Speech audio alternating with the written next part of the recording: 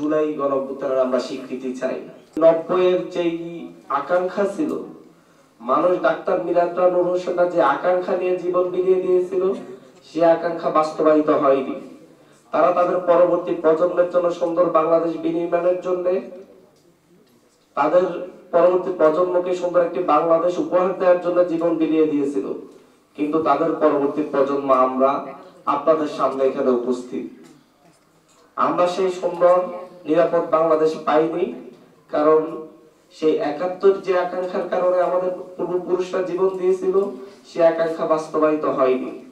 90 আমাদের পূর্বপুরুষরা যে আকাঙ্ক্ষার জন্য জীবন দিয়েছিল, সে আকাঙ্ক্ষা বাস্তবায়িত হয়নি। এখন 2024 এসেছে। 2024-এ 2 সহস্রাধিক শহীদের রক্তের বিনিময়ে যে গণঅভ্যুত্থান, যে হাজার হাজার আহতদের অঙ্গহানির বিনিময়ে যে গণঅভ্যুত্থান, সেই গণঅভ্যুত্থানের আকাঙ্ক্ষা বাস্তবায়নের জন্য, সেই গণঅভ্যুত্থানকে দীর্ঘজীবী অমর করে রাখার জন্য আমরা বৈষম্যবিরোধী ছাত্র আন্দোলনের পক্ষ থেকে এবং গণঅভ্যুত্থানের সকল শক্তি গোষ্ঠীর ঐক্যমতে নাগরিকরা যারা অংশগ্রহণ করেছে তাদের প্রতিনিধি, জাতীয় নাগরিক কমিটি সহ আমাদের একটি আকাঙ্ক্ষা আমরা ব্যক্ত করেছি, যে হচ্ছে জুলাই গণঅভ্যুত্থানের আমরা স্বীকৃতি চাই।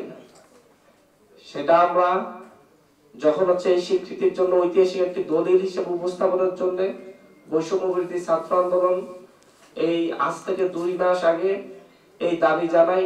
সেই দাবি নিয়ে বিভিন্ন রাজনৈতিক দলের সাথে তারা আলাপ আলোচনা করে তেমন কোনো সমর্থন না পেয়ে তারা পরবর্তীতে গণঅভ্যুত্থানের শক্তি হিসেবে গণঅভ্যুত্থানের প্রতিনিধিবৃন্দ নিজেরাই সেই প্রক্লেমেশন ঘোষণার জন্য ঘোষণা দেয়।